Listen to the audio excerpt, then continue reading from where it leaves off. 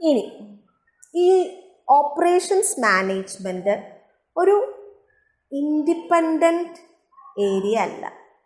It is equally interacting with the other areas. ഒരു ഓർഗനൈസേഷനിൽ നമുക്കറിയാം ഫിനാൻസ് ഉണ്ടാവും, മാർക്കറ്റിംഗ് ആൻഡ് സെയിൽസ് ഉണ്ടാവും, പ്രൊഡക്ഷൻ അല്ലെങ്കിൽ ഓപ്പറേഷൻസ് ഉണ്ടാകും, അപ്പം ഇങ്ങനെയുള്ള എല്ലാ ഏരിയയിലും ഈക്വൽ ഇൻട്രാക്ഷനാണ്. നല്ലൊരു പ്രോഡക്റ്റ് ഉണ്ടായത് കൊണ്ട് മാത്രം കാര്യമില്ല. നല്ലൊരു പ്രോഡക്റ്റ് ഉണ്ടാവണമെങ്കിൽ അതിന് പൈസ വേണം. ഇനി നല്ലൊരു പ്രോഡക്റ്റും ആവശ്യത്തിന് പൈസയും ഉണ്ടായതുകൊണ്ട് മാത്രം കാര്യമില്ല. അത് കൺസ്യൂമേഴ്സിൻ്റെ കയ്യിൽ എത്തണം, മാർക്കറ്റ് ചെയ്യാൻ പറ്റണം. ഇനി മാർക്കറ്റ് ചെയ്യലായിക്കോട്ടെ, പ്രോഡക്റ്റ് ഉണ്ടാക്കലായിക്കോട്ടെ, ഫിനാൻസ് മാനേജ് ചെയ്യലായിക്കോട്ടെ, ഇതൊക്കെ ചെയ്യുന്നത് ഹ്യൂമൻ റിസോഴ്സസ് ആണ്. സോ അവരുടെ ഒരു ഹാപ്പിനെസ് ആവശ്യമുണ്ട്.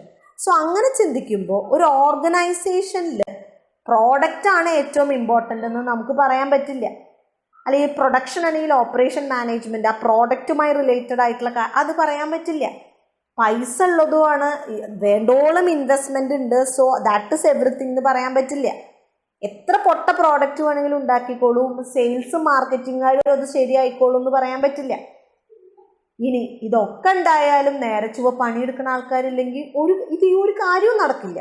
സോ ഇറ്റ് മീൻസ് പ്രൊഡക്ഷൻ അല്ലെങ്കിൽ ഓപ്പറേഷൻസ് എന്ന് പറയുന്ന ഒരു സെഷൻ അത് ഒറ്റയ്ക്കല്ല. It has a proper interaction with other areas.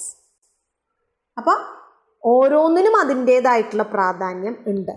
ഫിനാൻസിന് അതിൻ്റേതായിട്ടുള്ള പ്രാധാന്യമുണ്ട്, ഓപ്പറേഷൻസിനുണ്ട്, മാർക്കറ്റിങ്ങിനുണ്ട്, HR-നുണ്ട്. സോ ഒരു proper integration of this functions ആണ് absolutely effective function achievement of desired റിസൾട്ടിന് ആവശ്യം. സോ ആ ട്രാൻസ്ഫോർമേഷൻ പ്രോസസ്സിലേക്ക് എല്ലാ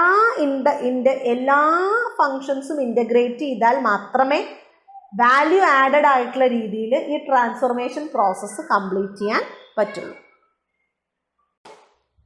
ഇനി നമ്മൾ ഓർഗനൈസേഷൻസിനെ പൊതുവായിട്ട് മാനുഫാക്ചറിങ് ഓർഗനൈസേഷൻസ് എന്നും നോൺ മാനുഫാക്ചറിങ് അല്ലെങ്കിൽ സർവീസ് ഓർഗനൈസേഷൻസ് എന്നും ഡിവൈഡ് ചെയ്യും.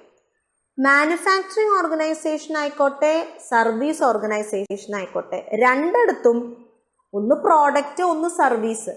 പ്രോഡക്റ്റ് തന്നാലും സർവീസ് തന്നാലും രണ്ടിടത്തും പ്രൊഡക്ഷൻ ആൻഡ് ഓപ്പറേഷൻസ് മാനേജ്മെൻറ്റ് ഒരുപോലെയാണ്. ഉപയോഗിക്കുന്ന ടെക്നിക്സ് ഒക്കെ വേറെ ആയിരിക്കും എന്നേ ഉള്ളൂ. പക്ഷേ ബേസിക്കലി ഈ രണ്ട് രീതിയിലാണ് നമുക്ക് ഓർഗനൈസേഷൻസ് ഉണ്ടാവുക. എങ്ങനെയാണ് മാനുഫാക്ചറിങ് ഓപ്പറേഷൻസും സർവീസ് ഓപ്പറേഷൻസും ഡിഫറെൻ്റ് ആകുന്നതെന്ന് വെച്ചാൽ ഈ പറയുന്ന ക്യാരക്ടറിസ്റ്റിക്സിൻ്റെ ബേസിലാണ്. Tangible intangible nature of the output, consumption of the output, nature of the work, degree of customer contact, customer participation in conversion, measurement of performance. ഈ 6 ആസ്പെക്റ്റിലാണ് ഒരു മാനുഫാക്ചറിങ് ഓർഗനൈസേഷൻ ഒരു നോൺ മാനുഫാക്ചറിങ് ഓർഗനൈസേഷനിൽ നിന്ന് ഡിഫർ ചെയ്യുക. ഈ ഒരു ഡിഫറൻസാണ് മാനുഫാക്ചറിങ് ഓർഗനൈസേഷനിൽ യൂസ് ചെയ്യുന്ന പ്രൊഡക്ഷൻ ആൻഡ് ഓപ്പറേഷൻ ടെക്നിക്സും നോൺ മാനുഫാക്ചറിങ് അല്ലെങ്കിൽ സർവീസ് ഓർഗനൈസേഷനിൽ യൂസ് ചെയ്യുന്ന പ്രൊഡക്ഷൻ ആൻഡ് ഓപ്പറേഷൻ ടെക്നിക്സും തമ്മിലുള്ള വേർതിരിവ് എന്ന് പറയുന്നത്. നമുക്കറിയാം മാനുഫാക്ചറിങ് ടാഞ്ചിബിൾ ആയിട്ടുള്ള ഒരു ഔട്ട്പുട്ട് ഉണ്ട്, നമുക്ക് കാണാനായിട്ട് പറ്റും.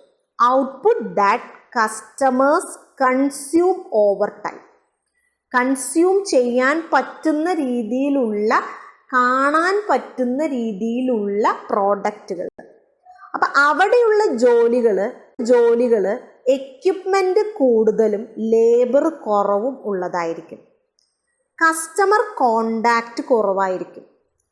കസ്റ്റമർ പാർട്ടിസിപ്പേഷൻ, കൺവേർഷൻ പ്രോസസ്സിൽ കസ്റ്റമേഴ്സിന് കൈമ പ്രോഡക്റ്റ് കിട്ടുകയാണ്, അവരുപയോഗിക്കണേ ഉള്ളൂ. ആ ഉണ്ടാക്കുന്ന പ്രോസസ്സിൽ കസ്റ്റമറിന് യാതൊരു പ്രൊഡക്ഷൻ ആക്ടിവിറ്റീസ് സൊഫോസ്റ്റിക്കേറ്റഡ് ആയിരിക്കും, റിസോഴ്സ് കൺസംഷൻ കൂടുതലായിരിക്കും, ടാഞ്ചിബിൾ ആയതുകൊണ്ട്.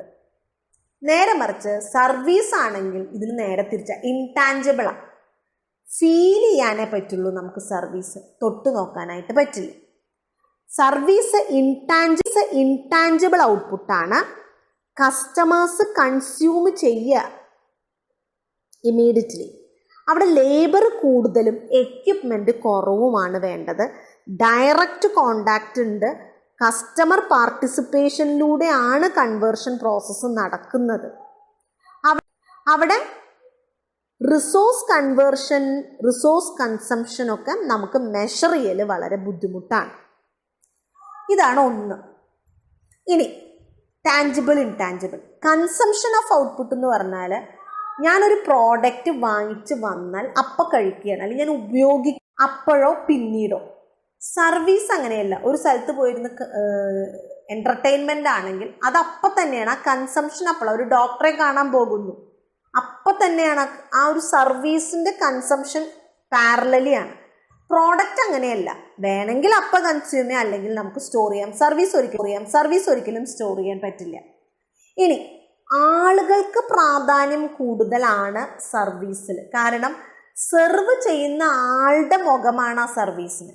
ഒരു ഹോട്ടലിൽ പോയിട്ട് നല്ല ഭക്ഷണം കഴിക്കുമ്പോൾ ആ നല്ല ഭക്ഷണം ഉണ്ടാക്കി തരുന്ന ഷെഫിനോ അത് മാന്യമായിട്ട് വിളമ്പുന്ന വെയിറ്ററിൻ്റെയും മുഖമാണ് സർവീസിന്, അല്ലേ? നല്ലൊരു ഡോക്ടറുടെ അടുത്ത്, നേരെ വിളിച്ചൊരു ഡോക്ടറുടെ അടുത്ത് പോയി, അയാൾ നമ്മൾ നല്ല 4 ചീത്ത പറഞ്ഞു. അപ്പോൾ ആ ചീത്ത പറയുന്ന ഡോക്ടറിൻ്റെ മുഖമാണ് അയാളുടെ സർവീസിന്. സോ അവിടെ ആൾക്കാർക്കാണ് പ്രധാനം. ഒരു പ്രോഡക്റ്റ് വാങ്ങിക്കുമ്പോൾ ആ വാങ്ങിക്കുന്ന പ്രോഡക്റ്റാണ്, അല്ലാതെ അതുണ്ടായ ആളുടെ മുഖം ഉണ്ടാക്കിയ കൂടി നമുക്കറിയില്ല.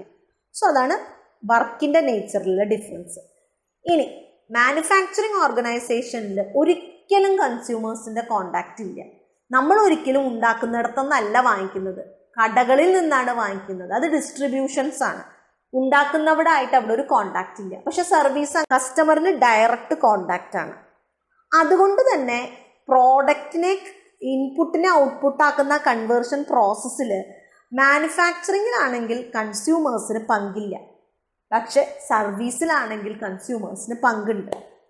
ഇനി പ്രോഡക്റ്റുകൾ മെഷർ ചെയ്യാം, അവിടെയുള്ള പെർഫോമൻസ് മെഷർ ചെയ്യാം. സർവീസ് ഓർഗനൈസേഷനിൽ മെഷർമെൻറ്റ് പോസിബിൾ അല്ല. ഒരു ഡോക്ടറിൻ്റെ കൈപുണ്യം അല്ലെങ്കിൽ ഒരു ടീച്ചറിൻ്റെ എഫേർട്ട് ഇതൊന്നും മെഷർ ചെയ്യാൻ പറ്റില്ല. പക്ഷെ ഒരു എംപ്ലോയി എത്ര പ്രോഡക്റ്റ് ഉണ്ടാക്കിയെന്ന് നമുക്ക് മെഷർ ചെയ്യാം. സോ ഈ പറയുന്ന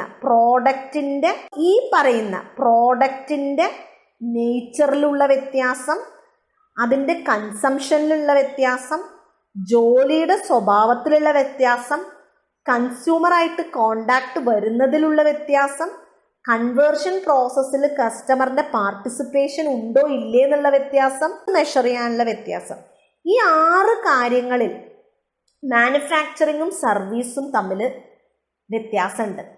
ഈ വ്യത്യാസം ഇവരുടെ മാനേജ്മെൻറ്റിലുമുണ്ട്. സോ സർവീസ് ആയാലും മാനേജ് ചെയ്യണം, മാനുഫാക്ചറിങ് ആയാലും മാനേജ് ചെയ്യണം. പക്ഷേ ഈ ഒരു 6 എലമെൻസിൽ, ടാഞ്ചിബിലിറ്റിയിൽ, കൺസംഷൻ ഓഫ് ഔട്ട്പുട്ടിൽ, നേച്ചർ ഓഫ് വർക്കിൽ, ഡിഗ്രി ഓഫ് കസ്റ്റമർ കോണ്ടാക്റ്റിൽ, കസ്റ്റമർ പാർട്ടിസിപ്പേഷനിൽ, മെഷർമെൻറ്റ് ഓഫ് പെർഫോമൻസിൽ, ഈ ഒരു 6 ടേംസിലുള്ള വ്യത്യാസം പ്രൊഡക്ഷൻ ആൻഡ് ഓപ്പറേഷൻ മാനേജ്മെൻറ്റ് സ്ട്രാറ്റജീസിലും വ്യത്യാസങ്ങൾ ഉണ്ടാക്കും. അത് നമ്മൾ മനസ്സിലാക്കണം. നമ്മൾ ബേസിക്കലി ഈ ഒരു സബ്ജക്റ്റിൽ മാനുഫാക്ചറിങ്ങിൻ്റെ പ്രൊഡക്ഷൻ ആൻഡ് ഓപ്പറേഷൻ കാര്യങ്ങളാണ് പഠിക്കുന്നത്, സർവീസിൻ്റെ അല്ല. ക്ലിയർ?